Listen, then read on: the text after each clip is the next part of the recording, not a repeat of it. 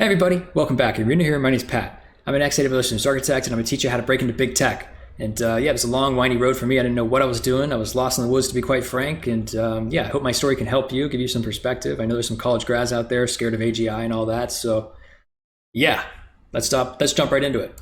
Yeah, so I'm from Northern Virginia. It's a federal contracting area and it's near DC. So that's not my family background, but it did give us early access to the internet, right? So we had dial-up, we had broadband before almost anyone. And as a consumer, that was great. And being a kid growing up, playing video games, had a lot of fun, right? But the big moment for me was Halo, right? In 2001, it came out on the Xbox, and my older brother, he taught me how to play online before Xbox Live existed, right? You could plug it into your modem, into your Switch, into your computer, and then you kind of trick the Xbox into playing online. So that kind of planted the seed in my mind, like, look at technology, look what it can do. Maybe I want to do this in the future. You know, this is really fun. So fast forward just a few more years, MySpace comes out, we have HTML, CSS, I'm really into it. I'm like really into it. I'm doing my page, everyone wants me to do their page. I'm ahead of the curve, right? I'm feeling smart. Maybe I can be a coder. And that was really naive, right? So I declare my major as computer science when college comes around. I watched the Social Network movie, I watched The Matrix. I think it's all gonna work out. But yeah, it didn't. I switched to business. It takes me a couple extra years. I finally get my degree and you know, it ends up being okay. I come to peace with it, but I didn't get that computer science degree.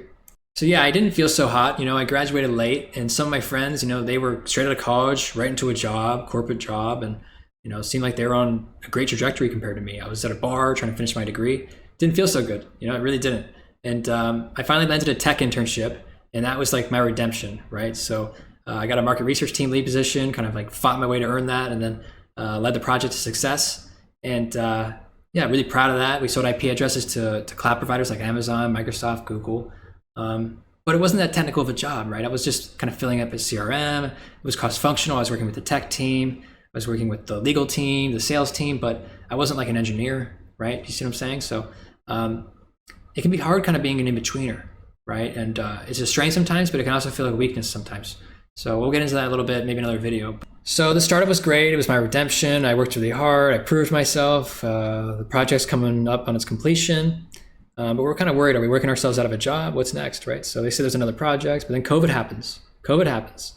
And I think, oh, my job's safe. It's still internet related. I'll be okay. But I get laid off. I get blindsided and no one's hiring. No one really taking me that seriously because I'm not an engineer. I don't have that much technical experience. I'm still junior.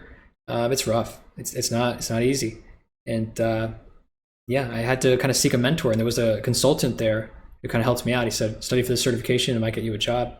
And I got the cloud practitioner, and I got the solution architect associate. And still, you know, I started landing interviews, but they weren't taking me too seriously. So I worked as a business analyst, and that was a contract position. I was hoping it would turn into a full-time position. I got laid off again. And then I worked as a sales development rep. And then, believe it or not, you know, 2 years after I made this plan that I wanted to become a cloud architect, Amazon called me, right? So thank God it happened when it did, because if it happened earlier, I wouldn't have been prepared for the interviews. And the funniest part really is I didn't even pass the interview. You know, they gave me a rejection. I got a denial.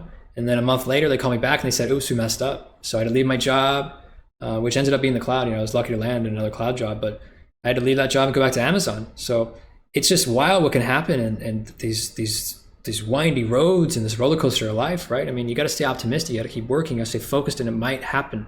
It might, right? So I'm trying to show you what's possible. Trying to be the bright light in this pessimistic world, and just keep working hard. Keep working hard.